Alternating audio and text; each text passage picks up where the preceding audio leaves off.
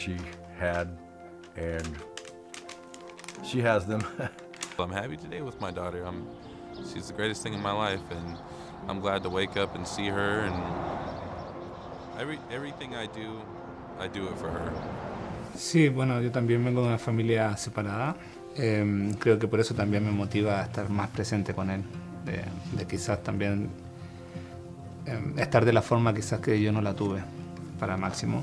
Y también comprender que el padre no solo es el que pone los límites y las reglas, sino que también está ahí para hablar, acompañar, regalonear, jugar, cosas lindas también, no solo ser el guía para el niño, sino que también un compañero de vida.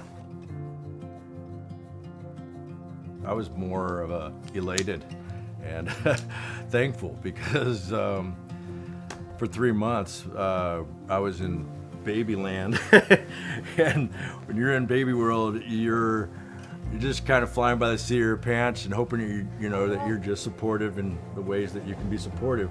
Pero pues aquí pues ya los enseñan un poquito más cosas que uno no sabía, cómo cuidarla, cómo desarrollarla, cómo educarla, y pues es algo bien porque pues cosas que yo no sabía pues ya usted nos las dijo y todo como consejos, y pues muchas cosas que se aprendieron. Bueno, creo que por mi parte esperaba algo totalmente diferente, como un programa más frío, por decir algo, no tan cercano a la familia, sino más bien un programa de estado programado para la ayuda solamente.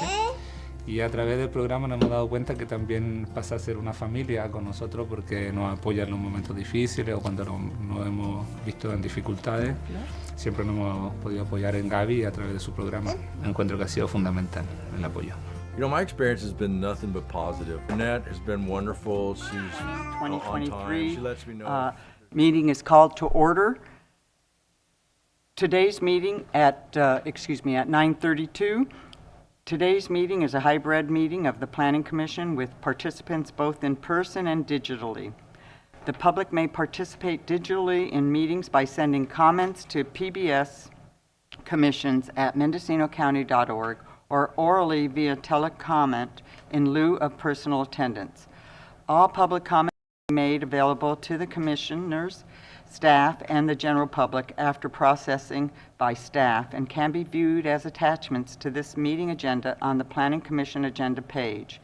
To submit public comments via telecomment, please use the telecomment form found at www.mendocinocounty.org/government/planning-building-services/meeting-agendas.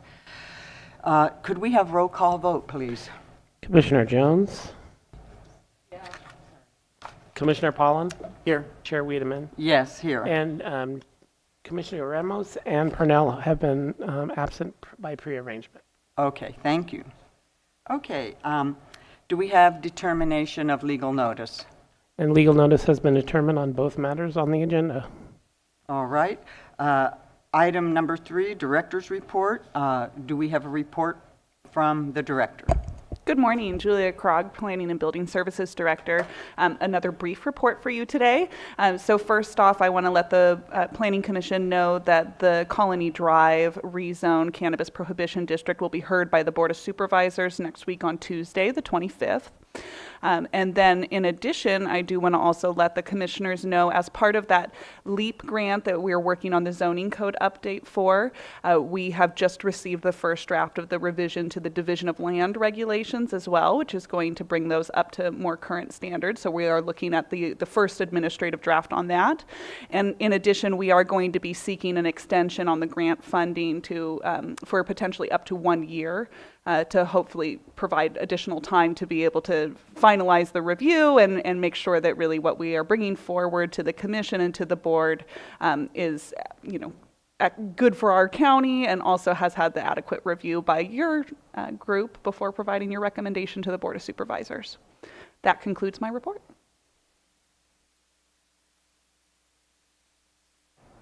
Here we go. Yes, well, thank you.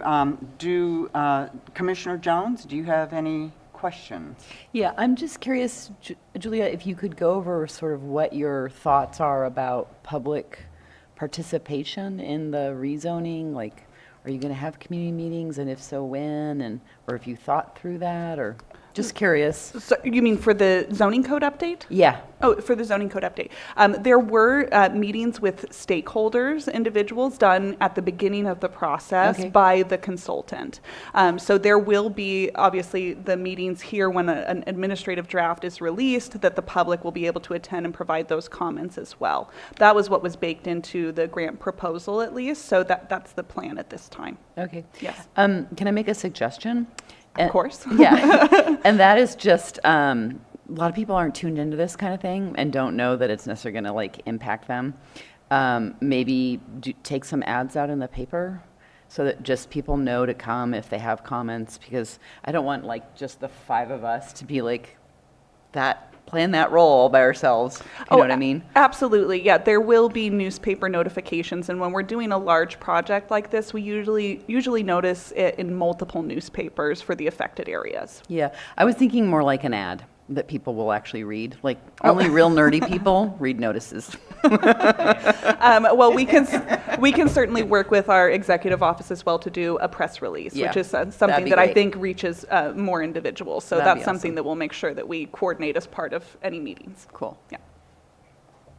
Commissioner Pollan? No response, and I don't either at this point. Okay, thank you for your report, and let's move on to item number 4, matters from the public. Members of the public are welcome to address the Planning Commission on items not listed on the agenda, but within the jurisdiction of the Planning Commission. The Planning Commission is prohibited by law and from taking action on matters not on the agenda. Individuals wishing to address the Planning Commission under matters from the public may do so via email or Zoom.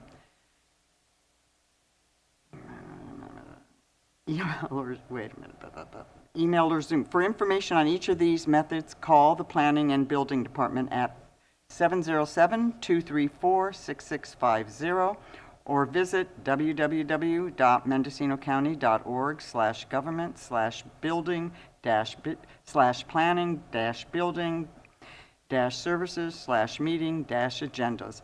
All correspondences will be attached to the item and made available online on the Planning Commission agenda webpage. If any members of the public logged into Zoom meeting wish to speak under public expression and have not completed the telecomment form, please use the raised hand feature to allow staff to add you to the meeting. Instructions for using the raised hand features are found on the agenda for this meeting. Do we have any request for telecomment? I did not receive any. Okay. Are there any members of the public who wish to speak to public expression?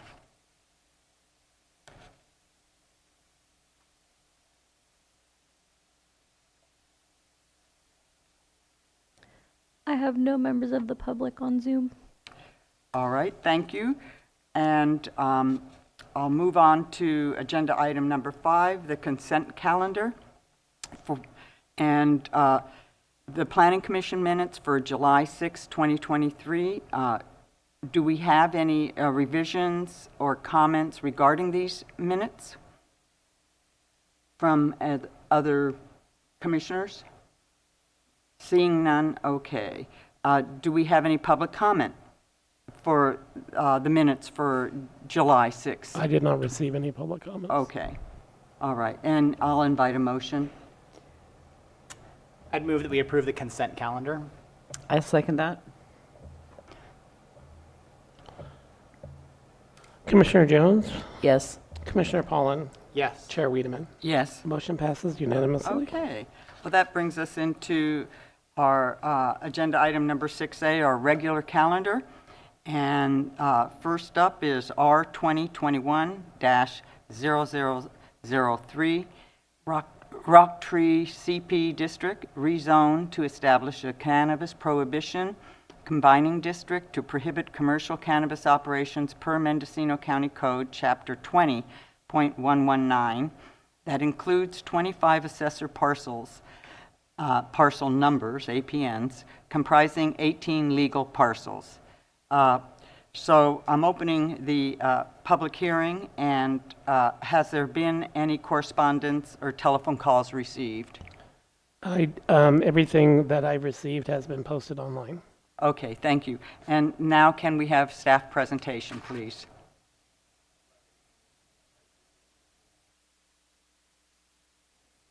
And your microphone.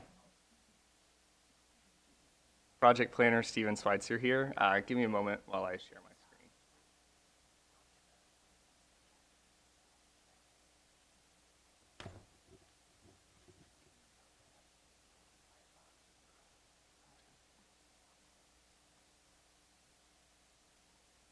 Okay. So this is Rezone 2021-003, which is an application to establish a cannabis prohibition district. This proposed district is located 3.5 miles northeast of Willits City Center.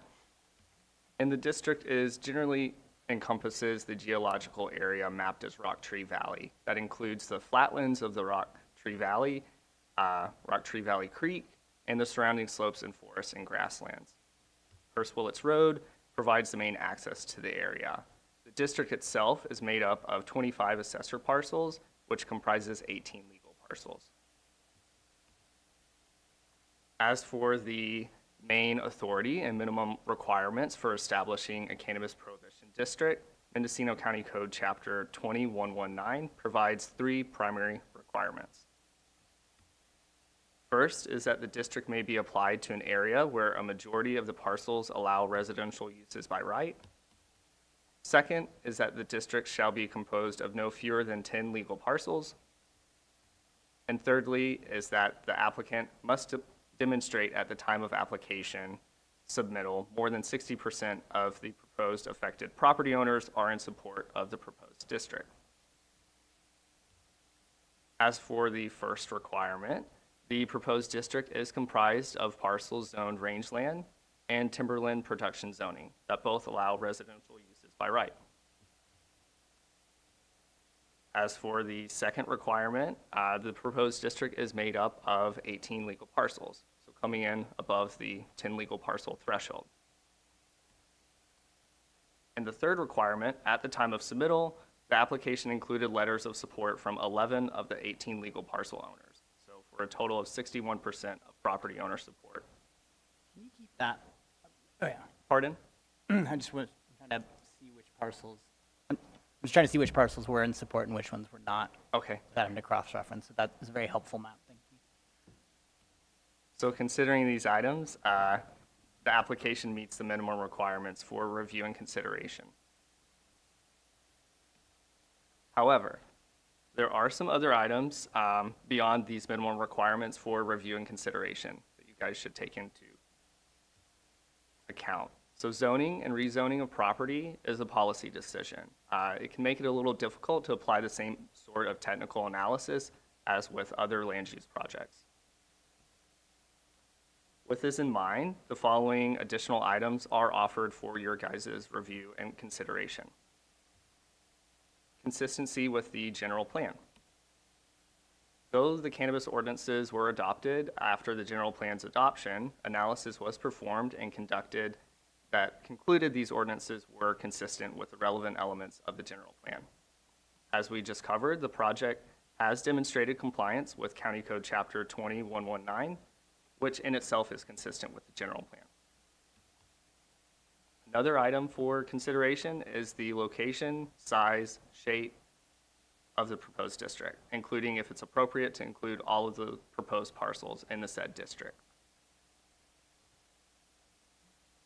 To the left, you will see a zoning map of the proposed district.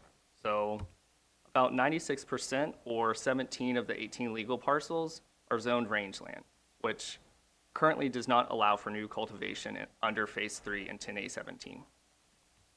The other 4% of the district, or 1 of the 18 legal parcels, is zoned timberland production zoning. So that also does not allow for new cultivation under Phase 3 of 10A17. Staff did have some discussions with the applicant regarding the appropriateness of the application and what benefit it might add to apply a restrictive combining district to an already restrictive-based zoning district. for cannabis uses. Ultimately, it was determined that, the application did not violate any planning principles, and it was consistent with the minimum requirements contained in Chapter 119. Can I ask a quick question? Sorry. Sure. I just don't want you to have to flip through the slides later. Can you go back one slide? Sure. The one where the percentages are. Okay. So there's 0% where cultivation could happen under phase 3. I just needed to add those in my head. Yeah. Sorry. They do add up. Thank you. Okay. So, as I previously stated, sorry you threw me off a little bit, the application does meet the minimum requirements for review and consideration, and the applicant has expressed their continued interest with this moving forward to clearly prohibit cannabis uses in the event that, future changes in zoning allowances. So another item for consideration would be the effect of the proposed district on existing future land uses, including pending applications. So the immediate effect of the adoption of this proposed district would be to prohibit the approval of the existing cannabis cultivation permit within the district, which is Ag 2019-0028, as well as any future cannabis facility business license. Rangeland and timberland production zoning districts, as we just covered, do not allow for new cannabis cultivation under Phase 3 under 10A17.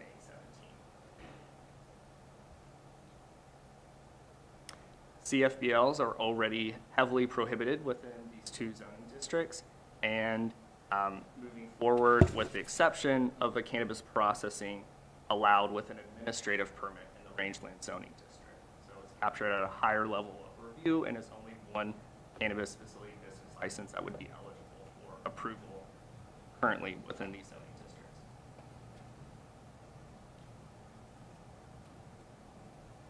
So, just for a recap, we covered items 1 through 3. Staff can offer a fourth item, which would be the effect of the Cannabis Prohibition District on the public health, safety, morals, peace, comfort, convenience, prosperity, and general welfare, as cited in Chapter 20 of Mendocino County Code. So now let's get on to the part you guys have been waiting for. Staff recommendations and possible actions. As we just covered in the previous slides, application materials have demonstrated that the proposed district, including 25 parcels comprised of 18 legal parcels, meets the minimum requirements as contained in Chapter 2119. Staff has outlined 4 possible options for the Commission's action today, and we can go over those slide by slide.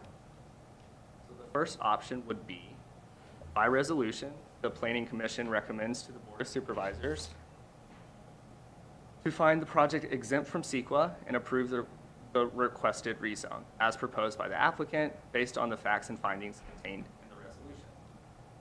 Option 2 would be, by resolution, the Planning Commission recommends to the Board of Supervisors to deny the requested rezone as proposed by the applicant based on the facts and findings contained in the resolution. Option 3 would be, by resolution, the Planning Commission recommends modification of the boundaries of the proposed CP district to the Board of Supervisors based on the facts and findings contained in the resolution. And option 4 is kind of a no recommendation. So if unable to agree on a recommendation, the Planning Commission may forward the project to the Board of Supervisors with no recommendation. So recommend approval, recommend denial, recommend a modification and approval, or no recommendation. And with that, I can entertain any further questions.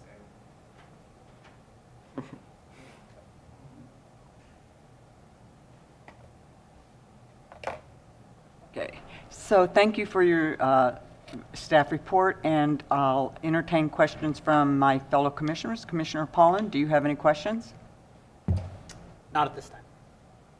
Commissioner Jones? Yeah, so I'm curious, and I don't know if you can share this or not, understanding a little bit about the application that's in front of the planning department right now. So there's two things I'm curious about, sort of what the extent of that application is, because it's an existing use. And then my second question is, for that parcel, since it's really the only parcel that would be potentially going forward with cannabis with or without this rezone, if they got approval, could they come back later and expand, or are there limits about how big they can get? So I know it's a little bit off topic, but it just helps inform me a little bit more about implications. Sure. Happy to address that. Project planner Steven Schweitzer here. So this is located within kind of the center portion of the proposed district. So at the end of 2022, the Cannabis Department issued a deprioritization letter for this cultivation permit, and it was based on the Cannabis Department not being able to verify if there was an active state license or if there was a pending application for state licensure. So at the base level, we're looking at, they have an active permit under review, which allows them for access to apply for state licensure. So as of now, in the date of this report, that has not occurred. So, it kind of is a little bit of a limbo situation here. They, if we move forward with this district, that would prohibit that use for being able to be approved. But if they were able to, say, secure an application, which would be a pending application with the state, they could move forward with potential approval. And I just want to follow up with the second half of my question was, once they get that approved, is there a limit on how big of a facility they can operate, or it just the maximum size per our ordinance for that zoning? So the latter part of your Yes, question. okay, thank you. I have a question, Commissioner Wiedemann here, and isn't that parcel in rangeland? It is. So this application is phase 1, so it's not a phase 3 application. So it was, at the very beginning of the kind of cannabis cultivation in the county. Right. So this was captured under that phase 1. So it was subject to different requirements. And that is contained in the staff report on attachment. Let's see here. Bear with me while I pull up my staff report. I did include the table that had the existing as well as the new. So it would be existing cannabis sites, so attachment K. Can you put that on the screen? Sure. Sure. It'll take me a moment. And if I may, Julia Krog, Planning and Building Services Director, I'll just note, so phase 1 was for existing cultivators that could demonstrate proof of prior cultivation prior to January 1, 2016. Do I have that right? 2016, thank you. I always got to remember the year. So that's what this application is. There is under, as was noted in Mr. Schweitzer's presentation, under phase 3, rangeland is not a zoning district that is included for new cultivation sites, and neither is TPZ. And is there a swan song date for phase 1 applicants? If they are in a rangeland, if they are in a zoning that there is no sunset provision for rangeland zoning district. It was only applicable, the sunset date that you may be thinking of was for residential zonings, Right. And smaller acreage residential zonings. Okay. And that date has passed.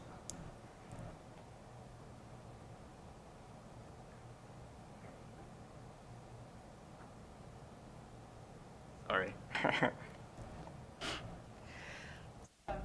Can I ask another question? You Sorry may. for being so dense.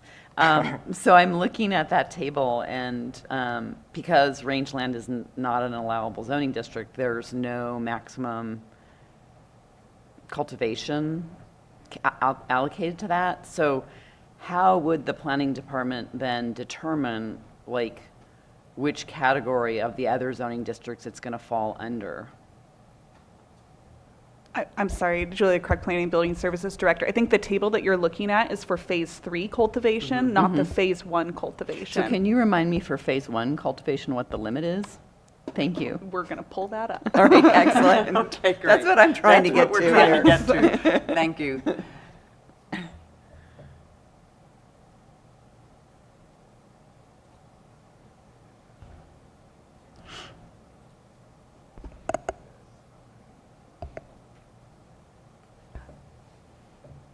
So this is in Chapter 20.242 of County Code, Section .040, Table 1.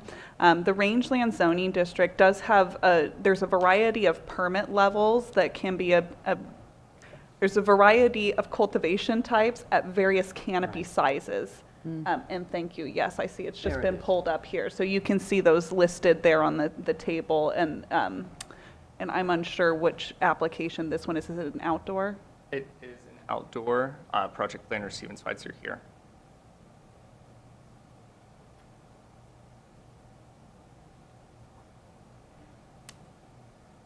So 5,000 to 10,000 square feet? Was it a small outdoor or? I believe it was small, if not mixed light. So Small outdoor, small outdoor. So 2,500 to 5,000 Yeah. square feet. There it is. 2,500, yeah. 2,500 to 5,000. Uh-huh. It's helpful. Okay, thank you. And with that, I'll ask one last time, any other follow-up questions from my fellow commissioners? Seeing none, we will invite the applicant for a presentation. And if you are here in the audience presenting, please come up to the mic, state your name, and give us your presentation.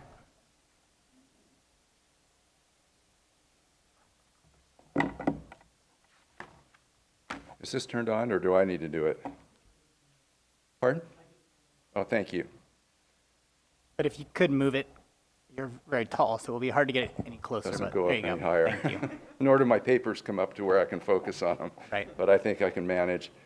Good morning. I'm Bruce Jackson, and I'm a property owner in the proposed opt-out district. Thank you, commissioners. Appreciate your time. And thank you to the county staff for the work that you've done on this and your nice presentation, Stephen. I'm asking for a bit of your time this morning on behalf of my neighbors to describe the neighborhood and the quality of life that we have there.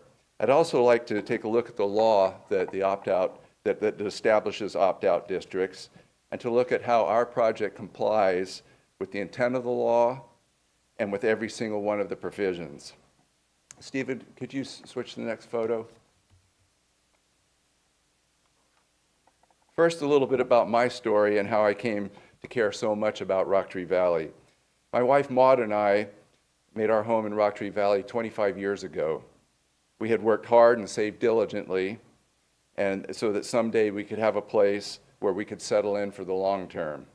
We had spent 9 months looking at property, and then one day we were out looking and we got lost and ended up in Rocktree Valley. We loved it. We saw no for sale signs, and there was nothing listed on the project on the market. A couple of months later, our realtors called. There was a new listing, and we raced out to see it, and we bought it. Eventually, we were able to build a house that we're very proud of. We poured the concrete, we pounded the nails. We had a lot of help. We weren't alone on it. The community pitched in. We also built a tiny second house for my mother-in-law, and she was able to live with us for the remainder of her life. We worked on stabilizing the erosion from the logging that had been done on our property. We planted a vegetable garden and fruit trees, and there are still not many days when we're out working on something on our property, trying to be good stewards of the land, wildfire safety, fuels reductions, simplifying so that we might be able to live here longer in old age. There were reasons we bought in Rocktree Valley and made our home there. That was the character of the valley, the beauty and the peacefulness. Most important, it was the absence of commercial and industrial activities. We had the reasonable expectation that that would remain the same. But that changed. And then 2 years ago, a bigger change came with the expansion of Phase 3 cannabis into rangeland and an increase in the allowable size of cultivation sites. The rug had been pulled out from under us. Fortunately, it wasn't just our little valley that had been affected, and lots of people worked hard countywide to get the expansion repealed. The cannabis industry's push to allow more cannabis growing continues. We heard from the cannabis lobby about the Colony opt-out district here a few weeks ago. But in 2018, our Board of Supervisors had the wisdom to put in place a law for the protection of neighborhoods like ours. And that's what we're here for today, to use the existing law to establish a cannabis opt-out district, to ensure our neighborhood is protected from commercial cannabis activities, and to protect our neighborhood from any future changes to the cannabis ordinance or to the underlying zoning laws. So what is our neighborhood and where is it? When I tell people from Willits that I live in Rocktree Valley, not many people know where it is, even if I described how to get there. It's a beautiful little valley just east of Willits. 3.5 miles as the crow flies, a 15 to 20 minute drive to my house. If you're familiar with the white W on the side of the hill above Willits on the peak, Rocktree Valley is on the back side of that peak. That's Big Darby Peak. Stephen, could you switch? This is looking down on part of the valley floor. Big Darby is the peak you see in the background, and the white W is on the other side of it. We're on the Rocktree Valley side of the peak at this point. We get to our valley by Hurst-Willits Road, County Road 306. It's an old stagecoach route that ran from Willits to Hurst and then on to Covelo and eventually to Eureka. Stephen? In the valley, we have family homes and some cattle grazing and some horse ranching, fruit trees and kitchen gardens, activities that coexist without impacting a neighbor's quality of life. We have some new arrivals, some long time, some young, some older, and some families with children. I think the Patton family goes back the farthest. John and Lorraine Patton are longtime residents of the proposed district. I mentioned them because they wanted to be here today, and I don't think they're going to be able to make it. John and Lorraine's family is notable because John's mother, Nadine, and John's grandparents came to live in the valley 100 years ago. John and Lorraine Patton support the opt-out, and they've signed the petition. Some other neighbors I've seen in the valley are bears, bobcat, fox, coyote, otters, and eagles. We couldn't get them to sign the petition, but I have a strong feeling they'd sign it if they could. There are also mountain lions, and in the creek are steelhead and salmon. More on the fish later. The climate is a little different than Willits. A ridge separates us. The ridge often stops the marine air that frequently reaches Willits. On our side, the humidity is lower because of the ridge and because we're at a higher elevation. Just a few weeks ago, we had a wildfire in our valley on a property next door to the opt-out district. Fortunately, it was early in the fire season, and the air and ground resources were available that day, and they quickly got it under control. But it was a good reminder. Rocktree Valley is named after a creek that runs the length of the proposed district. It might be the other way around. The creek is an important spawning ground for salmon and steelhead. Rocktree Creek is designated by NOAA as critical habitat for steelhead and for Chinook salmon. The creek has healthy, actively reproducing populations of both species. The Department of Fish and Wildlife has been involved in a property within the proposed district, a parcel that's owned by a trust. It's located between the Briggs property and the Barber's property, close to the center of the opt-out district. Jeff Dayton, a senior scientist for Fish and Wildlife, sent me an email last week. Stephen, will you switch the next? Oh, there it is. Great. This is the email. It was dated July 12th, and the subject is Documentation of Steelhead Presence in Rocktree Creek. I won't read it all, read part of it. At 7501 Hurst-Willits Road, juvenile steelhead were observed on multiple occasions between 2018 and 2021, indicating spawning and rearing nearby. Most recently, we confirmed steelhead juvenile presence on August 10th, 2021. Photos from site monitoring that day are attached, and this is one of them. Jeff Dayton's a senior environmental scientist for Fish and Wildlife out of the Eureka office. I'm pretty excited about having recently learned how to identify salmonid fish myself. I was going to have a presentation with my videos and pictures I've taken, but I realized this is not the time. I can say, however, the creek is loaded with salmonid fish. Next photo, please, Stephen. At the top of this photo is a concrete check dam. There is a series of these dams that were built along the creek to help stabilize it. The work was part of a $1 million restoration project on Ukiah watershed. That's in 1980s dollars. Rocktree Creek is part of the Ukiah watershed and was included in the project. The project was a big success. Some of the funding came from property owners along Rocktree Creek. As you can see, the dams and other work have helped restore a now beautiful and healthy creek. Year-round running water and the crucial pools like the plunge pool in this photo are found along the length of most of the creek in the opt-out district. Steelhead and Chinook salmon are present in Rocktree Creek. Not this season, but the prior season, a Chinook salmon survey was conducted by Fish and Wildlife. They surveyed as far upstream as the Barber's property in the opt-out district. Chinook salmon were observed and documented on the Barber's property at that time. This information was provided to me by Jennifer Garrison, a senior scientist for Fish and Wildlife out of the Fort Bragg office. So it's well documented that Rocktree Creek is an active steelhead and salmon breeding habitat. The concrete check dams in Rocktree Creek are featured in an interesting video about the restoration project that was produced by the Department of Agriculture. The video includes some really nice commentary from Philip Barber, a former long-term resident and landowner in Rocktree Valley. Philip Barber and other property owners did much to ensure the present-day health of Rocktree Creek. Philip Barber's property is located within the opt-out district, and his family, the heirs of his property, support the formation of the opt-out district, and they've signed the petition. If you're interested, the video is available on YouTube. It's really easy to find with the two search terms, Ukiah and watershed. It's about a 20-minute video. So we're here today because our desire is to preserve the character of our neighborhood and our quality of life. I hope this has given you an idea of why the character of the valley is so important to us.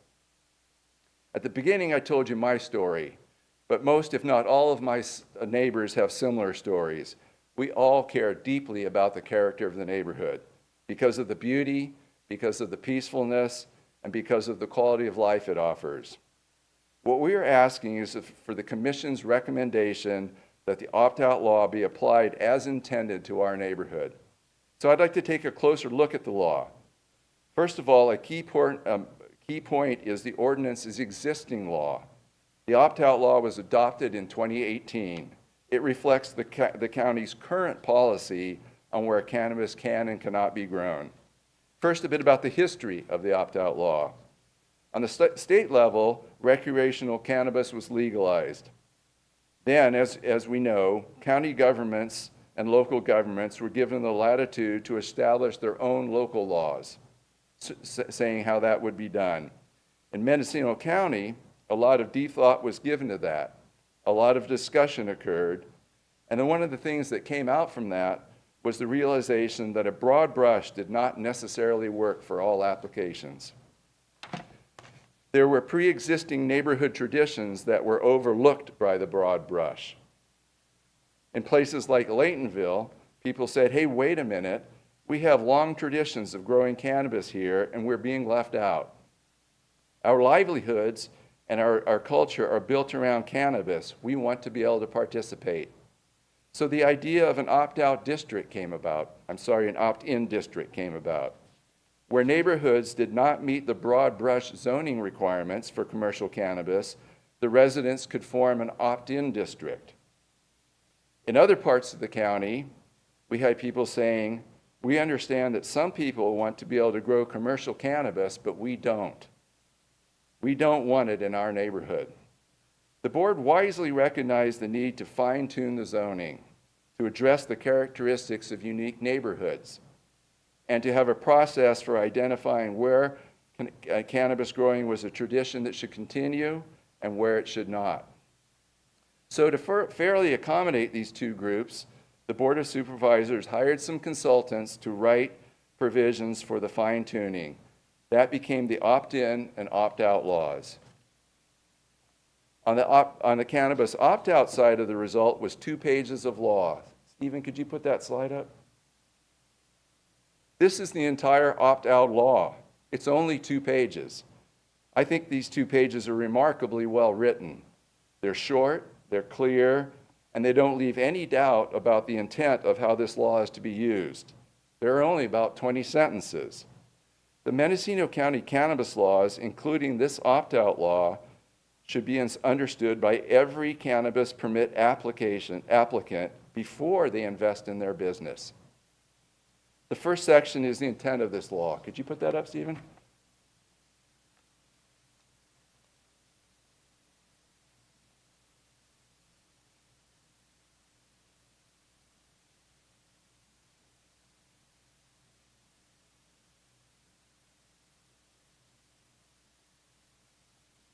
Turned my page too soon.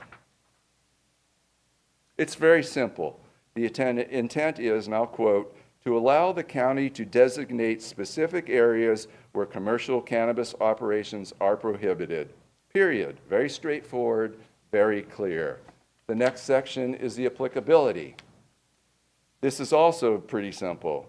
First, an opt-out district may be applied in an area where the majority of parcels allow residential use by right. As Stephen noted in the staff report, we meet that requirement. Next, the opt-out district shall be comprised of no fewer than 10 legally created parcels. We have 18. And third, the law states that in the event of a conflict between the regulations for an opt-out district and the underlying zoning type, the opt-out district regulations shall prevail. The next section outlines how an opt-out district is established. First, establishment must be in accordance with Chapter 20.212. That chapter of the county codes is just the routine rezoning process. It's used for any zoning change.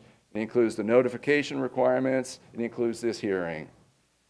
Next, the establishment of the opt-out district may be initiated by one or more property owners and within the district, and the application must be filed with planning and building. Check, we've met those requirements.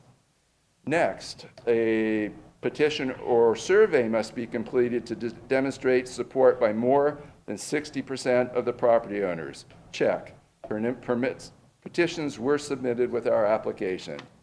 Excuse me, I'm going to have you try to wrap up your presentation, if you may. You know, how much more time do you need? I need just about 5 more minutes or less. Yeah, I'm almost done. Okay, great. I'd like to point out that the 60% requirement is notable because it is more than a simple majority. In other words, a supermajority. It's not just 50%, but more than 60% is required. So opt-outs are not just a small group of people dictating to a larger group of people. In fact, you could look at it the other way around. A minority percentage of property owners could force commercial cannabis on a neighborhood where the majority did not want it. So if anything, the opt-out law favors the commercial cannabis industry over the protections of the quality of life of its neighbors. Please note that in our proposed district, over 60% of the property owners expressed support by signing a petition, whereas only one property owner has formally expressed opposition, and that is by a letter submitted to the county.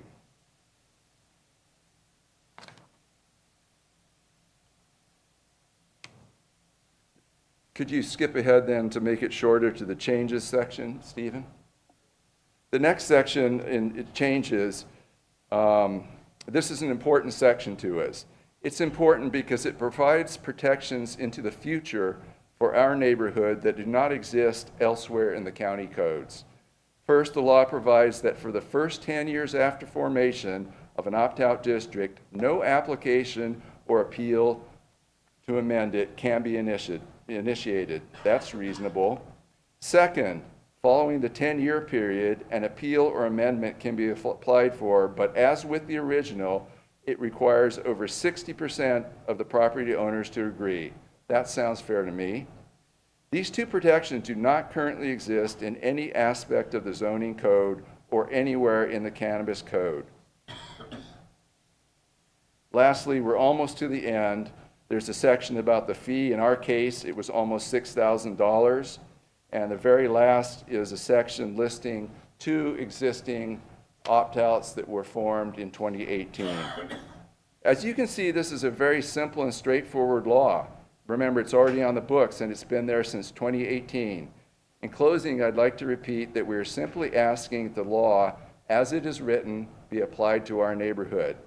Mendocino County does not have one set of codified laws and then another set of unwritten laws or policy directions that override it. If we want to change the law, we have a legislative process to deal with that. Laws can be changed, laws can be repealed, new laws can be enacted. But today we are here to implement an existing law, not to change the law. Opt-out districts like the one we are proposing are what the Board of Supervisors had in mind when the opt-out law was written. I hope I've given you a feeling for the character of the neighborhood and shown some of the reasons why we want to protect the neighborhood and preserve our neighborhood and our quality of life. And I think we've shown that the current law and policy of the county should be applied to our opt-out district. Thank you for your time. I'm happy to take any questions you might have. We're going to see if any other person in the audience would like. Is there any other applicant that's part of your group that wants to speak first, and then we can ask the applicant if that's okay? Are they applicant or just public? Are they? Okay, you're the applicant. Are you asking me? Okay, I am asking you. Yes, I find other people, yes, I would like other people to have the chance to speak. And then I think we'll ask questions. Okay. Okay, thank Thank you. you. Thank you so much. Anybody else who would like to speak and come forward and state your name? If I may, Chair Wiedemann, I just want to clarify, are you calling for public comment at this time? No, I'm calling for was he the only applicant? I believe he was representing the application, yes. Okay, then hold off, come back up, please, and I'll ask my fellow commissioners if they have any questions for you. Yes, I do. I thought you had other people who were part of the application. My mistake. Commissioner Jones, do you have any questions? I have none. Commissioner Pollan? Yeah, I do. So in the staff report, it was noted that staff and your group have had some discussions about your desire to move ahead with this, considering that 100% of the parcels inside of the Prohibition District are currently prohibited under Phase 3 from new cultivation. I'm curious what protection you're hoping to achieve from this that wouldn't be achieved from the existing zoning designation. Well, there are two things. First is we do have an application in process in our valley. Three things. Second thing is that currently cannabis processing facilities are allowed in our valley. And the third thing is that in the future, we want to have the protection of things that may change. I understand right now there's a rewrite of the cannabis ordinance going on. I don't know what that involves, but this is a moving target, and we don't want, I mean, we relied last time on a county-wide effort to repeal a change that would have affected our neighborhood. If it was a smaller change that just affected our neighborhood, we wouldn't be able to accomplish that. So we're looking for some protections into the future so that we can rest at peace and continue to believe that we could live in our neighborhood the way it was when we came to live there.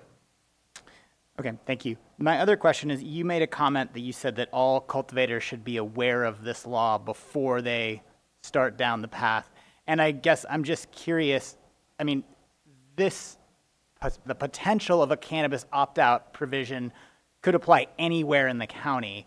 And so I'm just curious about that statement, and that basically your sentiment is that anyone anywhere in the county should be on notice that they could potentially have an opt-out district placed on that area, and so they should proceed with that caution before. They should definitely proceed with that caution. You know, I think with any business that you're starting up, there are some risks, and you have to weigh those risks versus the potential reward that you're seeking. I think in almost any business, there's some risk in choosing where you're going to site that business. And I think in the case of commercial cannabis in Mendocino County, there are places that have a greater risk and places that have a lesser risk. In fact, we have opt-in districts where there's no risk. But I think that understanding the law, well, I guess that comment came about because of some of the comments in the media, some of the comments from the commercial cannabis lobby, that this is all of a sudden unfair to applicants, that they could possibly then not have their business in a particular area. But I think, I mean, it's my personal opinion, that before they engage in a business like that, they should familiarize themselves with the laws of the county. And it's pretty simple to do. All you have to do is go online to the county code where it's online and use the one search term, cannabis, and all these laws come up. They're not that many. They're not very old. It's not like an ancient set of laws where they're all interwoven and it's difficult to understand. It's something that anybody could understand without the help of a lawyer. And one of those sections is the cannabis opt-out section.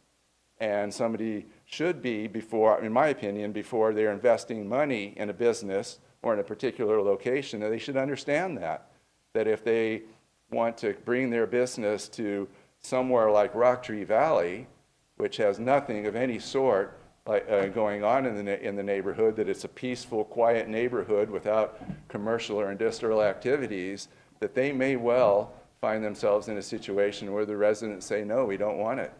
Maybe the first thing they should do is have a little, a questionnaire sent out to the neighborhoods and say, hey, do you want a commercial cannabis facility in this neighborhood? This thought came to me when I saw, and I don't like to see anybody invest in a business and then have that business, fail. That's not something I want to see. But I think one of the things in our county that we should maybe be focusing on is the education, so that people understand the law, haven't gone and read it themselves. Maybe the Mendocino Cannabis Alliance could help with that. Maybe the Cannabis Department could help by that. They could help educate applicants to understand that it's not the whole county that you get to grow in, that the impact you might have on your neighbors is something that needs to be considered. Well, it seems that outside of the cannabis opt-in areas, any part of this county could potentially be subject to a cannabis opt-out provision. So, and we have seen applications in areas that it seems as if applicants have, so let's see, how to say this best way. There is a long historical, obvious, I am asking a question, but so I guess I'm just curious about your statement on that, because I think that, well, two things. One is that this one applicant that is still pending currently right now is under phase one, and they had to demonstrate that they were there prior to 2016. Is that correct? And this law was passed in 2018. Is that correct? That is correct. So it's And hard. They made their application in 2019. Right. Okay.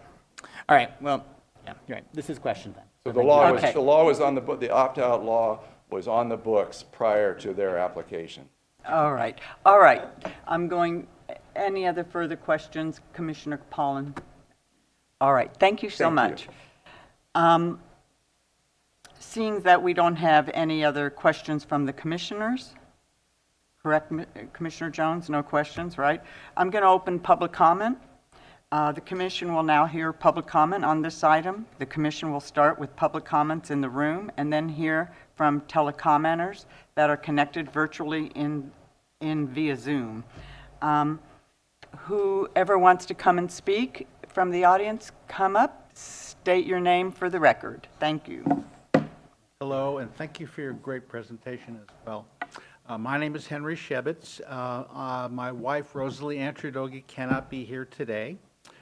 She's an RN, and she is engaged in her world. Could you speak closer or louder Yes, to the certainly. mic? Thank you.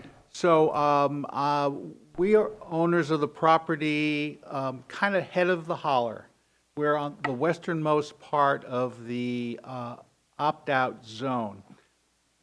And I really appreciated Bruce's presentation. I'm not going to repeat anything that he has said. I'm just going to explain really quickly how much this valley means to me.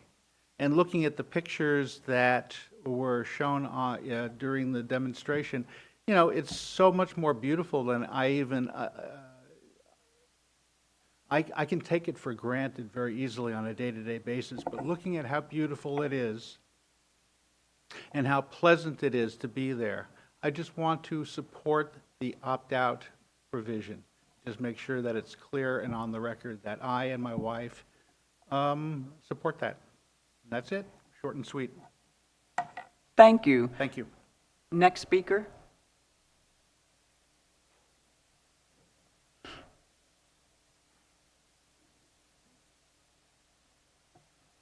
Good morning, everybody. Please state your name. I will. My name's Dale Briggs.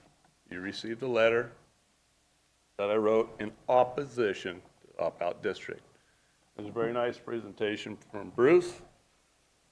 I'll give you a little background myself. Bruce has been there 25 years. We have been there 37 years. When I first arrived in Rocktree Valley, we had salmon running the streams. It was rural, as Bruce has mentioned, and then slowly development came into the valley. People built, homes were established, changing the nature of the valley as it is. It still has wildlife, things in the valley. It's a beautiful place. Obviously, 37 years we've been there. My property encompasses 15% of the CP district, over 15%. And from my viewpoint,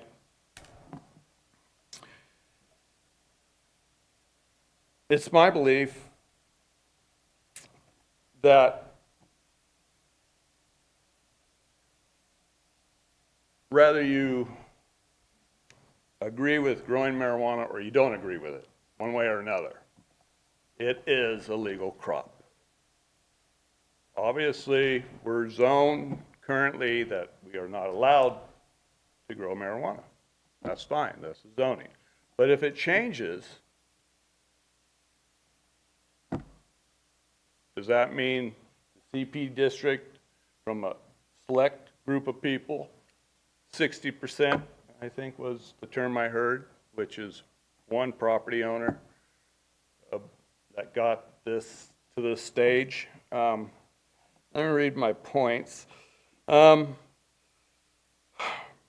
This certainly would help growing marijuana. This certainly would help to support our infrastructure and job growth. Acquiring new industries will ultimately enhance the quality of life for all in the county. No matter which way you're feeling, as I mentioned on the subject, cannabis is a legal crop and some are able to get permits and grow and sell this product. The county has spent years developing zoning and land use regulations. The regulations, in my view, are established to provide direction and reducing negative impacts on the surrounding areas in the county as reasonably as possible. Obviously, we have all heard horrifying reports of the destruction some illegal grows have done to the environment and surrounding neighborhoods, and in some cases they still continue to. However, the county continues its enforcement actions along with improving on the permitting mitigation processes. This is certainly evident with the numerous current growing operations. These sites seem to have done a good job of reducing some or all the negative impacts of growing this crop. As I mentioned, and it's already been mentioned, we currently are not zoned to grow marijuana. But since we don't know what's forthcoming, if zoning was to change in the future, would it be prudent at that time to turn away new business based on the past illegal marijuana growing history or the self-interest of some neighboring property owners who may not even reside in the valley anymore? Well, then I ask, whose neighborhood should it go into at all? And I guess my point is, we talk about cattle graze and all that. I have cattle that graze the lands and everything else.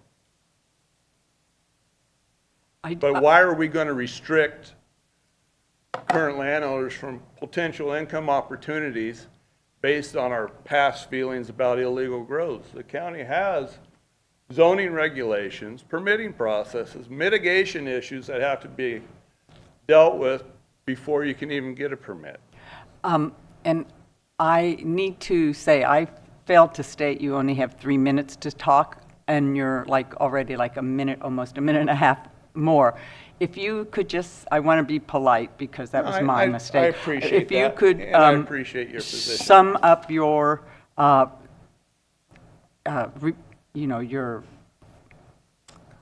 Yes, comments. Thank you. So I'm pretty much done, and because, I just hope I've given you an option in my letter to maybe exclude my property from this, and we will just go on from there. But I just don't see why, if this is a legal crop, that a certain group of neighbors can restrict somebody from growing what is a legal crop.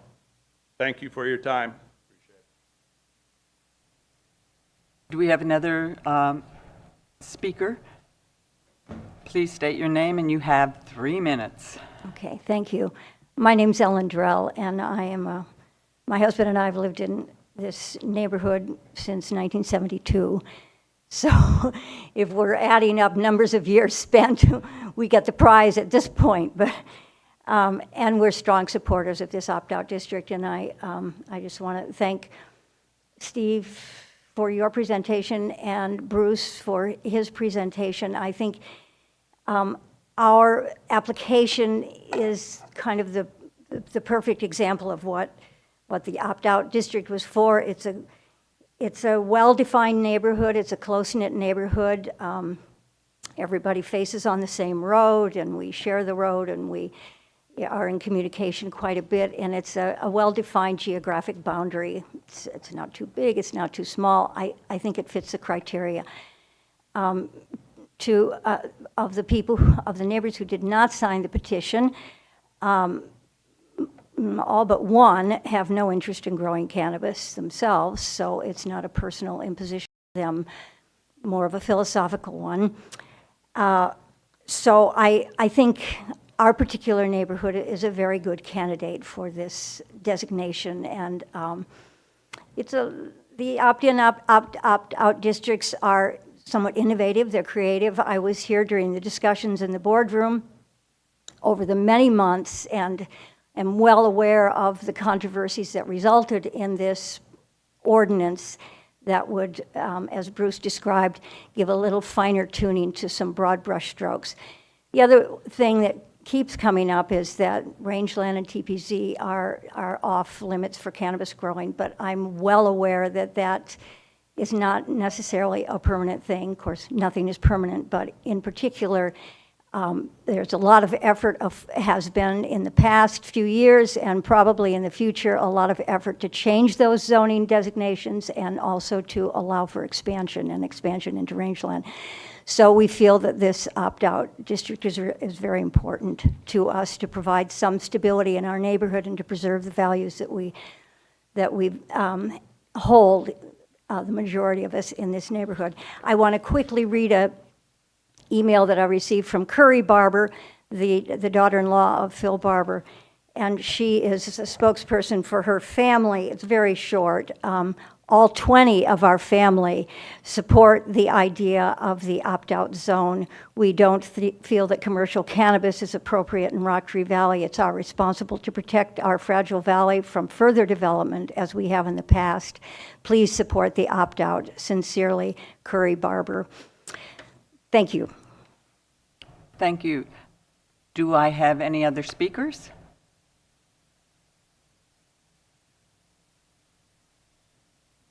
No other speakers in the audience? Okay, so then do we have anybody in comments?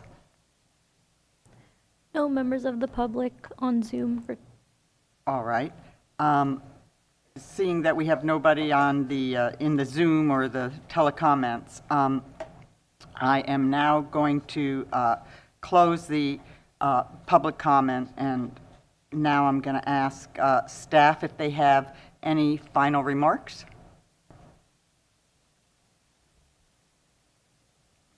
Project Planner Steven Schweitzer here. I don't have any final remarks, but I can offer to pop up the slides with those options for you guys to read while you guys are in deliberation, if you so wish. I would like you to put the map up, if that would be fine. And Which map? the site plan with the zone of the cannabis zone and the parcels, identifying the parcels.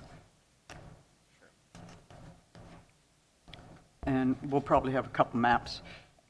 And since staff doesn't have any final remarks, I'm going to... If I may, Chair Wiedemann, just one comment I think that hasn't been noted here is with the current application that's in process within the proposed district, if that application is approved prior to this, if this prohibition district is approved by the board, so that makes sense. So if the cannabis permit is approved before this is, then there is a sunset period for that application. However, if it is not approved prior to that time, it ceases immediately. The cultivation. Does that make sense? Say that again. Okay. So if the application for the cannabis cultivation that's in this district is approved prior to the district being approved by the Board of Supervisors, Right. hypothetically, then the applicant has 3 years to be able to sunset that activity. If they have not been approved by the cannabis program to have a fully existing permitted site, then they would cease operation immediately upon approval of the district. So how, if I may, how I interpret that is that applicant has either at the most 3 years to exist. If it's approved. That is correct. If it's approved, right? That is correct. And, right. And I understand it would decease if this application gets approved by the Board of Supervisors. And their permit for cultivation has not yet been approved. Yes. That is correct, yes. Okay, thank you. Just wanted to make sure that clarification was there. And right now, they do not have permits from the state, so they're not operational. Is that Yeah, they're correct? currently in application with the county. I can't say for sure if they have applied for any state licensure, but I think what Planner Schweitzer said is that they had been deprioritized because they did not have a state provisional license Got it. earlier in the year. Yes. All right. Thank you for that map up there. And I'm going to ask if for the applicant, if you have any final remarks at this point.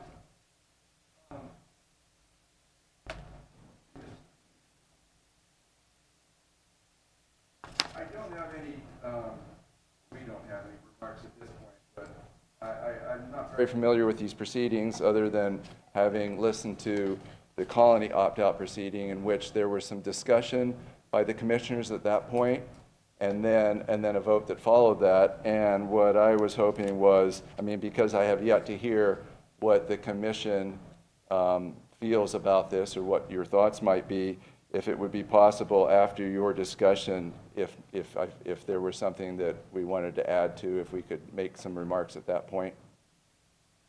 Not unless asked by the commission, but we're not going to open it back to the applicant.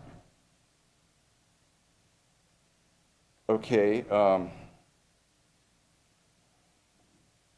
Well, I would hope you would ask me if there was going to be any substantial new information that we've not yet heard from county staff or anybody. I just would like to make that request that, if possible, if you would give us the chance. Okay, Thank that's you. fine. Thank you. With that, I'm going to bring it back to the commission. And I'm going to ask the commission if they have any additional questions to either staff or applicant. Commissioner Jones. I do not, thank you. Commissioner Pollan. No. And I don't have any further questions. And with that, I'm going to close the public hearing. And now the matters before the commission. And with that, Do I have a motion from the commission? Would you invite any discussion, or you just, or what? Or want to entertain a motion? Well, let's have a motion, and then we'll have discussion, if it gets a second. I would move that we approve option 2. Can you read option 2? Option 2 is denial of the Cannabis Prohibition District. All right. Do we have a second, Commissioner Jones? No, I'm not going to second that. And I'm not going to second that. Seeing that there's no second, the motion fails. Do I have another motion? Well, I'd just like to remind everybody that since this is a legislative action, we actually don't really have a quorum unless all 3 commissioners vote either in favor or against. So we're not able to bring a recommendation to the Board of Supervisors. So it's sort of like a meaningless gesture, but I will go ahead, and make a motion to send a resolution to the board recommending approval of the combining district. Commissioner Pollan? I'm not going to second that motion. And I will second the motion, and with that, we can have a little discussion. Commissioner Pollan, you wanted to maybe have some discussion? I mean, sure, just for the record, for the supervisors to consider. For me, there's a couple things in here. One is that given the fact that 100% of this district is currently prohibited from additional cultivation under Phase 3, it feels duplicative to implement a cannabis prohibition district.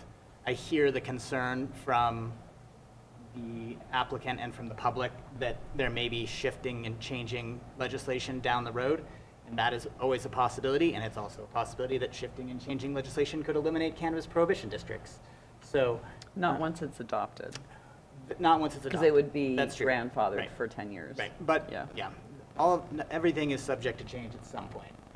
I also think that we have created a legal pathway for cannabis cultivation to occur in Mendocino County, and we have, the Phase 1 program was in place, and that this cannabis prohibition district basically would shut down this Phase 1 application, who has, at least up until now, complied with what is required, and if they don't comply with what is required in a certain time frame, they'll be sunsetted, or they will cease operation as well.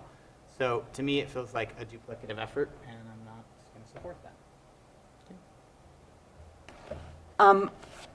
I would like to comment a little bit about this issue, and I think we had a speaker, Ellen Drell, and I think her, and who has worked hard to protect rangeland and many other things over the many years. And what I want to say is, you know, a few years ago, we were looking at trying to define where cannabis and how much could be grown. And at that point, there was a discussion about opening up rangeland for commercial grows. And it was very interesting because it was some people supported it and some people didn't. But what I want to say is just because, and I differ than my fellow Commissioner Pollan on this, because I think it's okay to have a little more protection when an area for these zones. And the reason is I think Ellen Drell said it. Definition of land use changes, and it has changed. Things get added, things get detracted, and this gives just another overlay, and a 10-year overlay for protection. So I just want to once again state that I think when the majority of a neighborhood wants that level of protection, I support that, and I think the intent of creating these cannabis-free zones has a purpose, and I stop with that. Can I, since we haven't voted on this one, Madam Chair, may I make one comment based on the grandfathering period that's being discussed? Go ahead. So technically, the 10-year grandfathering period would only apply to applications from a member of the public or a landowner to repeal it. That wouldn't apply to action being directed by the board. The codes should not be prescribing what a future board can or can't do, so they don't. But it would say that a repeal could not be brought forward by application for a 10-year period. As a point, so that point of clarification. Right. That doesn't make sense to me, sorry. Go ahead. Commissioner Yeah, Jones. if I could just argue with you for one brief moment. It's like any approval, and it becomes a legal non-conforming use or legal non-conforming overlay zone if the code would change up until the time, like let's say in 5 years, the board changes and they allow cannabis everywhere, no strings attached. The district itself. So if the board wanted to take action to repeal the adoption of the district, it could do that within the 10-year period. That's Right. the spirit of the grandfather I'm talking about. Okay, that's fair. So only the 10-year period just means there couldn't be an application Right. to rezone it by a member of the public. For that. Because they're doing a public policy decision. That makes sense. Correct. Got it. So- Yep. And then just as a note regarding any motion, as this goes forward to an actual vote, I'd recommend it being a tentative motion because we want to talk to if it does pass on a 3-0 vote, we'd want to talk to the commission about how we can fill in areas in the resolution for the basis of the recommendation. Okay. Yeah. So I would like to just, in the interest of peace, offer up a compromise to the two of you. Well, we have to, I think there's a... Well, we're in discussion, so I'll Okay. just see if Yeah, you're do the interested discussion. in my compromise Okay, got it. first. And you may not be. So I find this particular case fascinating to me, mostly because the area pretty much prohibits cannabis, and so I understand Commissioner Pollin's point, but I also understand the community's concern about wanting to maintain their community. So one option, weirdly, would be to carve out the one parcel where cannabis is allowed, if that would bring Pollen into line for a 3-person vote. And then the community could get protection for all the other parcels, and your concerns about the legal ability of this one property owner who has a stage 1 or level 1, I can't remember what it's called. Phase 1. Phase 1 permit, which he may or may not exercise because frankly it's such a small amount of cultivation area, I would have a hard time actually seeing it being able to be profitable in today's cultivation world. But that said, would you, so just something to think about, an ulterior motive, are you at all open to that, or? You're saying I have ulterior motive? No, as an ulterior motion. Motion. Sorry, that's what I meant to say. I could be. I mean, I also would note if we're looking, this is a great map for us to look at right now. There's the parcel that is owned by Briggs at the top. Well, yeah, there's Briggs at the top, and then there's Marshall is the one at the bottom, and that's where the Phase 1 permit is currently. Mr. Briggs has also indicated that he's not interested in being inside of the district, and he doesn't have any cultivation happening there now, so he wouldn't actually be permitted to do so. But So maybe not the Briggs property. What I'm meaning, Well, I thought from looking at the map that it was the Briggs property. No, it's the arrow. Okay, got it. it's the Marshall property. So maybe carving out the Marshall property. Because essentially no one else, sorry, Mr. Briggs, you wouldn't be allowed to grow anyway because of your zoning. And I think that would at least give the community some feeling of protection about future activities and still keep you whole in terms of wanting to protect the Phase 1. This is a way, maybe once this board could compromise on an issue that we have been adamantly in opposition with each other and divided for 4 years. Right. And if I may just comment on that point, Yes. if we start addressing modifying the shape and boundaries of the district, it's just important to remember that zoning decisions and the boundaries around these districts do need to have a rational basis around them, and they can't be irrational or arbitrary in how you're selecting the size and shape of these districts. So as you're considering any changes, you really want to make sure that you are looking at this from how it is laid out and acknowledging that this is really a legislative decision that will ultimately be made by the board, but that if you're starting to cut out parcels or add in parcels, that you do really need to look at the shape and layout of the district. Right. I have a question for County Council. If we want to amend this motion, what's the proper procedure to do it? We haven't called for a vote yet. We have a first and a second. Deputy County Council Matthew Kudrowski, I don't know if there's any particular rules in that. It could be withdrawn if discussion. If you could take a vote on it to see if it goes anywhere, and then see if there's a third motion that comes from that. Or the person I think who made the motion can amend it. Yes. If you want to, because I think you made the motion. You made the motion. I made the motion. Yes. I don't even remember. God. So if you would, if you feel that it's appropriate to amend your motion, please do so.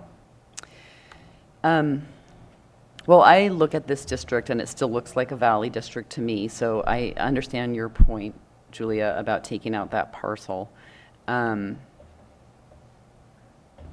I guess it's either we have a recommendation from this committee or we don't, this commission, and whether or not that influences the board or not in either direction. So I don't know, what do you think? Well, if we're in discussion, I think it would influence the board. So I would be in favor to remove the and the reason is because it's not known, the parcel we're looking at removing, I can't read the APN number, but if somebody can give the Marshall property. The Marshall property. Due to that, it has a Phase 1 permit, and it's in the process to extend it, that we remove that. That's how I would frame it. Okay, that's fair. All right, so I'd like to amend my motion to adopt a resolution recommending to the Board of Supervisors that they establish this combining CP district and remove the Marshall parcel, recognizing that it has an existing Phase 1 permit. And so that's my motion. I second it. Can we have roll call vote? And just quickly before the chair, this is we have to this is get a tentative motion, if I can, just so we can actually draft. It's a tentative, yes. Absolutely. Okay. Should we take a break? I would do the tentative vote first. Okay, let's do the tentative vote. Roll call vote. Tentative vote. Commissioner Jones? Yes. Commissioner Pollan? Yes. Commissioner and Chair Wiedemann? Yes. All right. And with that, we're going to take a, how much time would you like? If we could have 15 minutes. We'll take a 15-minute break. Thank you. In 15 minutes, it's 5 of 11, let's say 11:10. Thank you.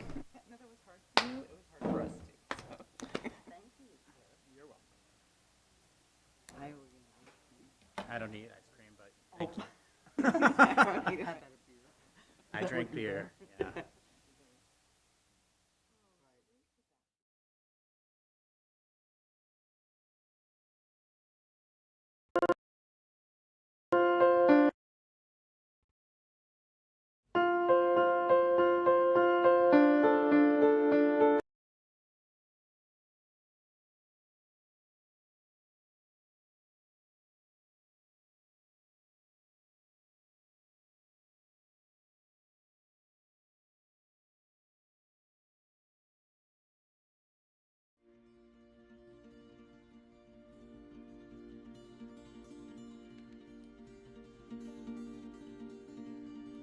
Personally, I think everybody could benefit from the home visiting programs. I think that as a parent now, I'm grateful for support more than I was before. I filled out that form not knowing what I was doing. I am very, very grateful that I did it because it's really helping me a lot.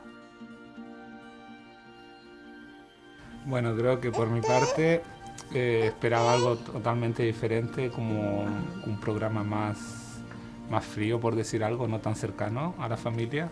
Y a través del programa nos hemos dado cuenta que también pasa a ser una familia con nosotros porque nos apoya en los momentos difíciles o cuando nos hemos visto en dificultades. Well, I was a new mom and I had no experience taking care of a newborn. There isn't like a book on how to raise a kid. We come from like a lot of family history of, you know, drugs, violence, alcoholism, so we didn't want our daughter to experience any of that. The thought that a parent was supposed to be loving, nurturing, supposed to be there for their kid, you know, provide food, shelter, joy, and going in, becoming a parent for her, I had no clue how to provide that. Cómo pensar educarla, ajá. Cómo educar a un hijo y porque pues nosotros nunca es la primera vez que íbamos a ser padres. What I think parents should know about home visiting is that you can learn a lot of new things and tips and tricks, how to take care of the baby and what to do, and if you're, you know, stuck in a routine and everything being monotonous, like they give you new resources and new tools how to handle parenthood. It was nice to have them kind of guiding me, even though I was not a first-time mom. I felt like a first-time mom. It totally blew my mind over time. So much information that I had no idea about. You know, she was straightforward when, you know, teaching me this stuff and answered any of my questions. It's just a really positive experience. What I think that parents could benefit with the program is just having someone here for you, especially for first-time parents. It can be very isolating and it can be very lonely, and having the home visitor changes that and it feels very good. For me, having a home visitor is like having a second mom there. A lot has changed.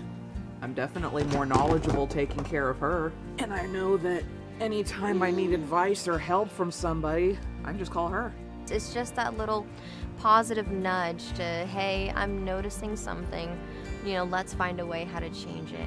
And she's like, you know what, Amanda, let's pick you up, dust you off, and let's go over to, you know, see about either getting your driver's license or seeing about, you know, going to college, see if we can start something for you. It's totally worth it. Like, even if you're on the fence at first, you don't feel like having a stranger coming in your house and teaching you about your little one, do it anyway. You know, you get the help that you need. You get professional advice on things you may not know about your child. And the fact that the program has no fees or anything, it's all totally free, is fantastic.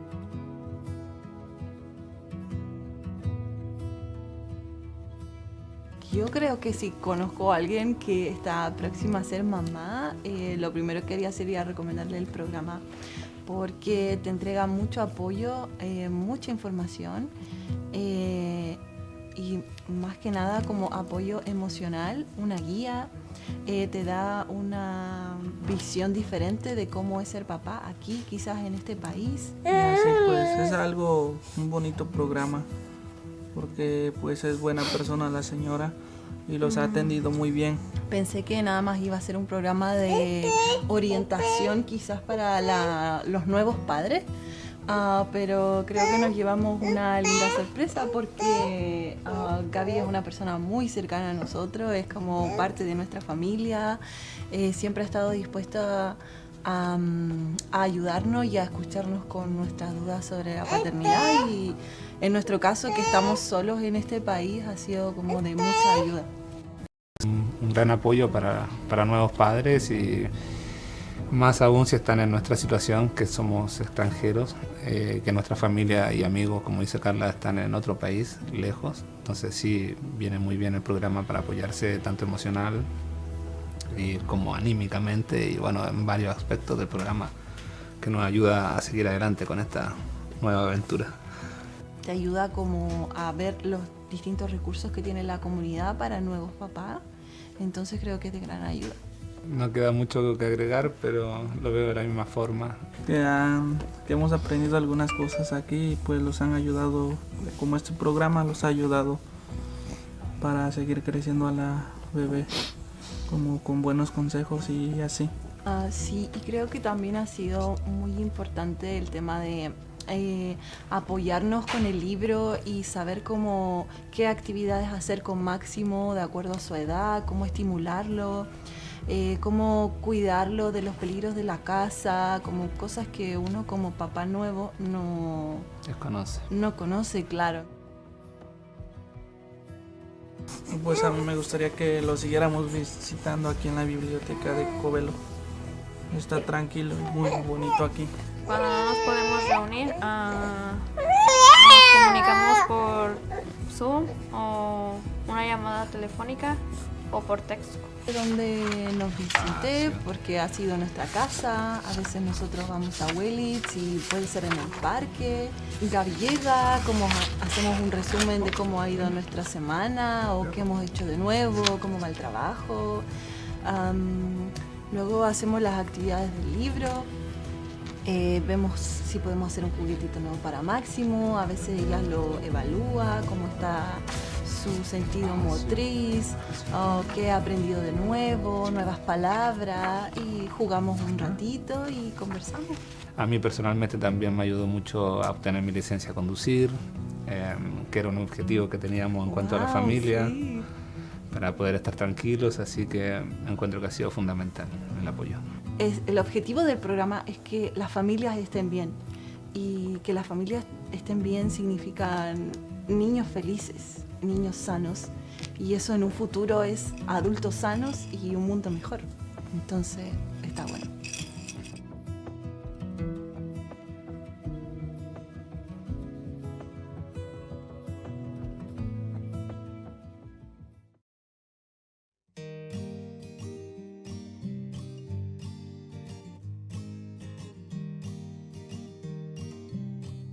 She has made me feel like I'm important and I can go at my own pace, and that's all you need sometimes when you're feeling like you got nobody. It was helpful to have somebody there kind of holding my hand and guiding me and letting me know this is kind of the normal. It felt like I was becoming a new mom, so it was very interesting and helpful, very, very helpful. You know, there was that self-conscious part of me, like, will I be accepted even though I'm not perfect? What I like the most is that she really listens. The support that she gives me is special because she does it with love, and it's just natural, you know? That's all I could say. It just feels like somebody that I've known since I was little. You know, I said to Jeanette, Jeanette, you're supposed to be with me for 5 years. Jeanette said, yeah, I know, I'm going to be with you guys for 5 years. That's when I said, well, I guess I can trust her. She's going to be with us for 5 years. Yo creo que quizás pasó como a la segunda visita o algo así, como que ya nos presentamos formalmente.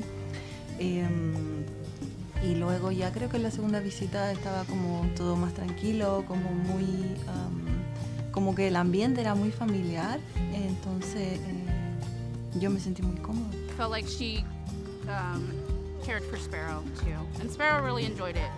Yeah, she knew when Gabby came we were going to be making something or learning something, and she'd instantly start digging through Gabby's bags to find out what activity we were going to do. Not only did we get the assistance with this program, but we also made a really good friend.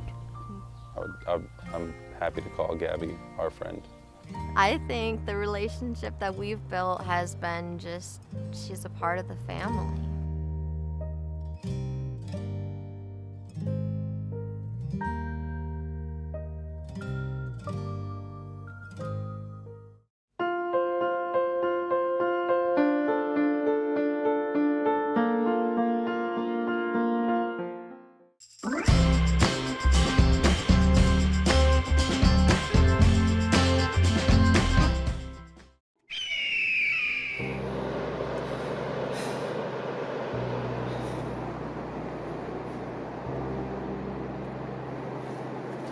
What happened here? Where am I?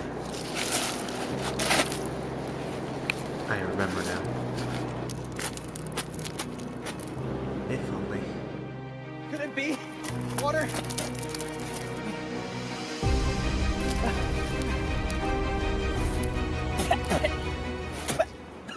If only he would have saved a bit of water, he wouldn't be stuck in this situation. Like fixing that leaky faucet you say you will get to but never do. Or not taking that extra long shower because you want to go through your whole playlist. Or not putting that single piece of clothing in the washer because it was definitely bothering you seeing it on the ground. The only way to prevent drought is if you help. For more information about your water, please visit www.rrwatershed.org. Do we have the written change?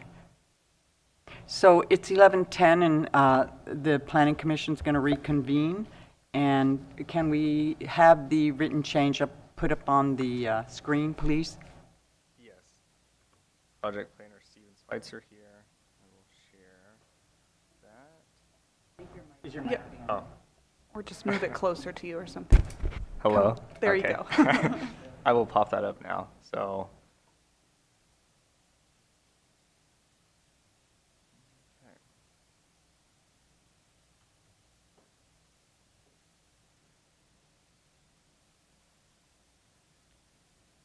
So the changes on the resolution will be in a few different places, and I can read those into the record if it's the desire of the commission. Yes, it should be read into the record. So the first change would be under this item 2 here. That will now read as the Planning Commission recommends that the Board of Supervisors modify the boundaries of the rezone application, Rezone 2021-003, to exclude APN 037-31068, recognizing that the property has a Phase 1 cannabis cultivation application under review and create a commercial cannabis prohibition district over 24 assessor parcels as shown in Exhibit A and listed in Exhibit B of the resolution. We have a further finding that we added, which is finding C, that reads, the modified shape of the district reflects a reasonable neighborhood configuration that includes the flatlands of the Rock Tree Valley floor. Deputy County Council Matthew Kudrowski on that point. That is just to get to the issue of, is this a rational neighborhood configuration? Right. And that's the primary factor that we saw in terms of looking at the parcels. Right. If the commission has things it wants to add to that, happy to hear it. But that's kind of a distinct factor and separate and apart from the fact that there's an application for a cannabis permit on the property. Commissioner Jones? 2 comments. One, I think you could say that the neighbors themselves came and talked about it as a neighborhood. I'm not sure if that's necessary. But, and then going up to page 1, the change, don't we need a comma after review and before and? Just for clarity. Here? Yeah, exactly. just so that we're clear that that is separate from the part that came before. Okay. For sure. Punctuation. Commissioner- Commissioner Pollan, any other comments to this? Okay. So now we can take a, Yes, and I'm sorry, I'm just going to look to staff. I just caught it. If you scroll up to one of your whereas clauses, just go up a little bit. I just see the hearing date we have listed as April 6th in that whereas clause. If you could correct that to July 20th. Thank you. yes, good catch. All right, with those changes, do we need to, we could take a roll call vote.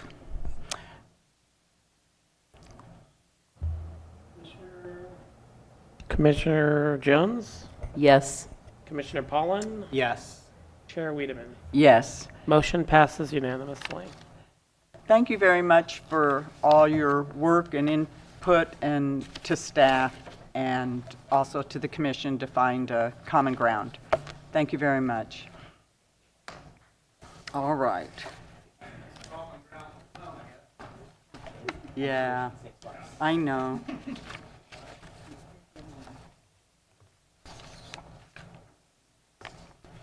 Common ground or something. All right, moving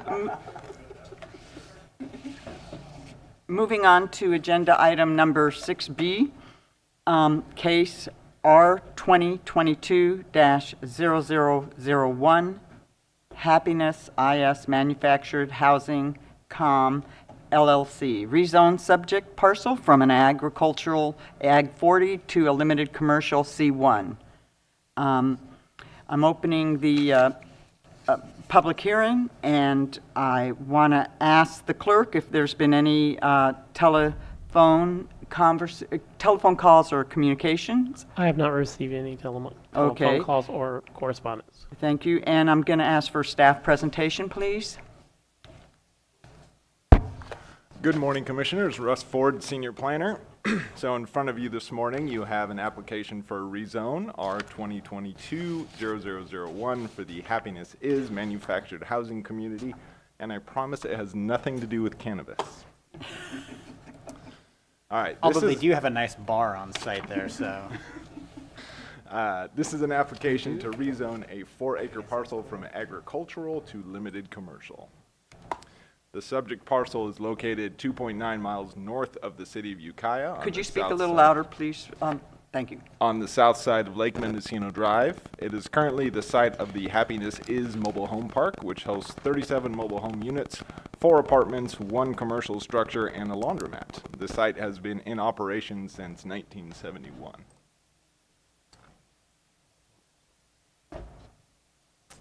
The parcel is currently zoned agricultural, which is a classification that does not allow a mobile home park, as the site was established prior to adoption of a comprehensive zoning code in 1981. The mobile home park is considered a legal nonconforming use. A use permit in 1975 allowed addition of 10 units. In 2011, the county adopted the Ukiah Valley Area Plan, the UVAP, which created several new general plan classifications. The classification of this site was changed at that time to Mixed Use North State, MUNS. MUNS is intended to encourage mixed-use development with commercial uses encouraged at street level. No compatibility table was provided for the new land use classifications in the UVAP. However, the previously existing mixed-use classification is not compatible with ag zoning, so it's reasonable to conclude that MUNS is also inconsistent. This leaves us with a parcel in a zoning district that is not compatible with either its long-standing existing use or its classification under the general plan. The goal of the applicant is to change to a commercial zoning that would be more suitable to its current use. The original application requested general commercial, C2, but after subsequent consultation with staff, the request was revised to limited commercial, C1, to reflect the more limited commercial potential of the site and its smaller scale. A mobile home park is an allowed use in a C1 district with a major use permit. Additionally, the C1 zoning would allow renewed use of the existing commercial structure on the site, which, as Commissioner Pollan noted, was most recently a bar. Finally, C1 is compatible with the MU land use classification and, by analogous extension, MUNS. Staff is recommending approval of the project for the following reasons. A rezone to C1 would bring the site into consistency with both its current use as well as the UVAP land use classification of MUNS. The C1 district would allow renewed use of the existing commercial facilities on the site, as well as to allow for possible future expansion should the owners desire to do so. And the site is well suited to a commercial/mixed-use orientation, being within a transitional zone between the commercial corridor along North State Street and the more residential and recreational areas along Lake Mendocino Drive.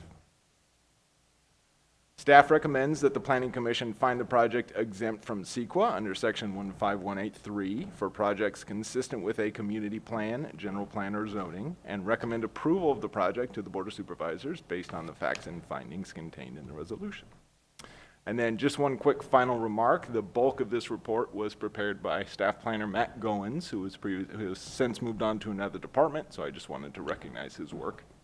That concludes staff's presentation. We are available for questions. I believe the applicant is online should you have any questions for him, but he does not intend to make a presentation. Thank you. Okay, thank you. Commissioner Jones, do you have any question for staff's presentation?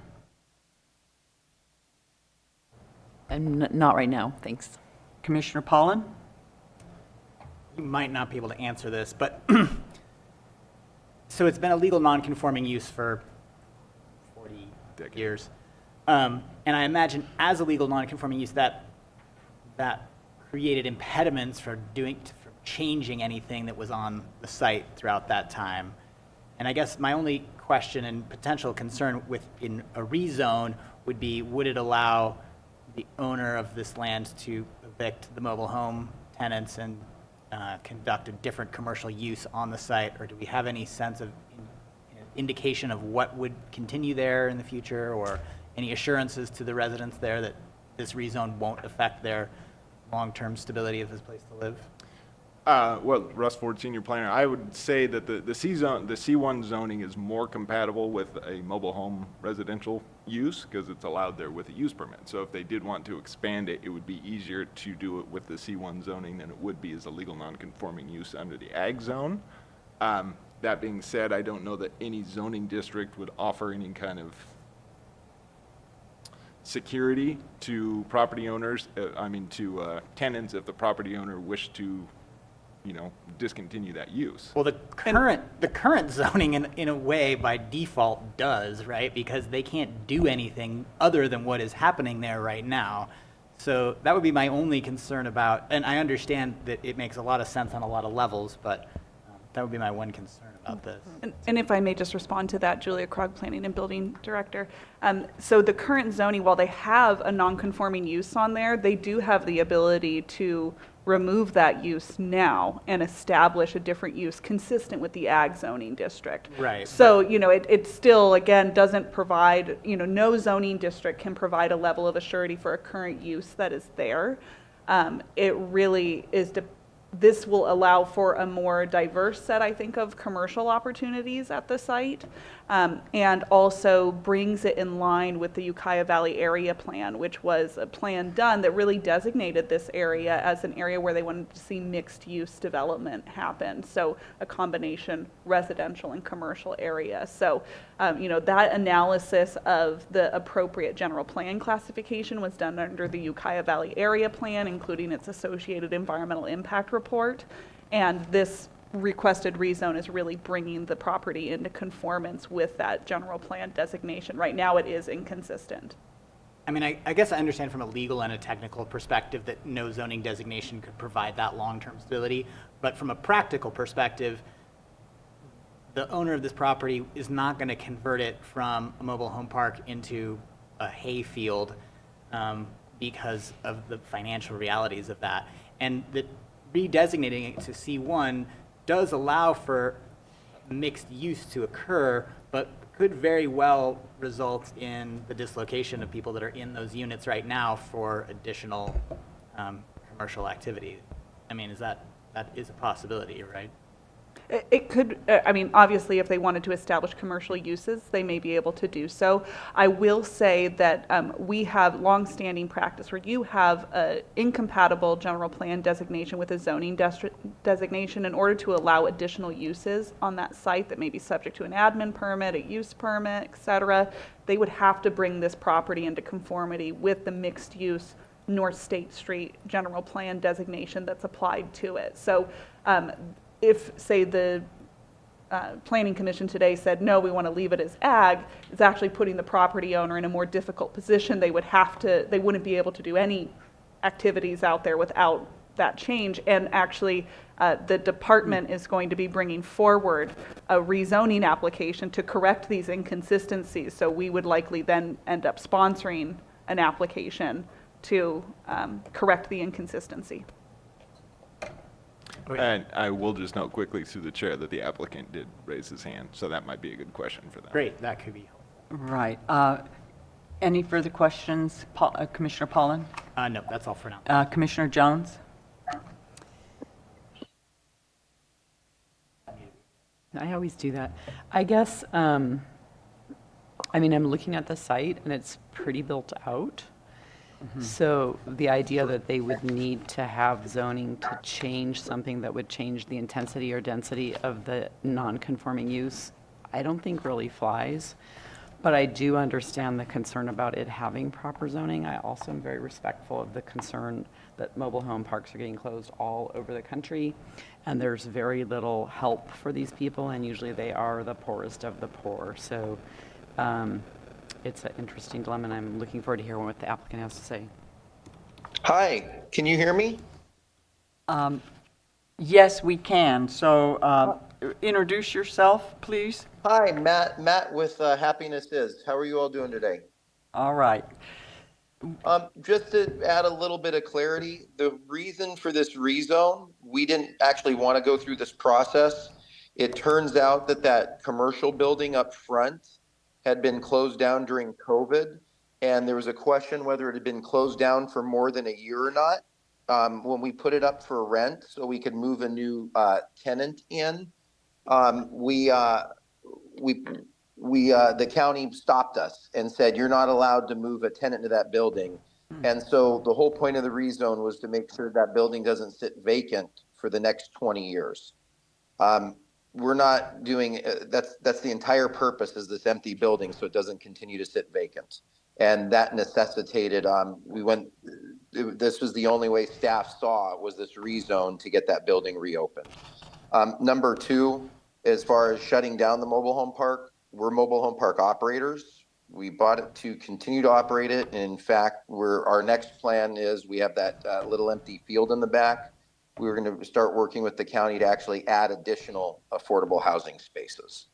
So this isn't a first step in changing the use. It's to be able to continue the use that's been there for the past 50 years.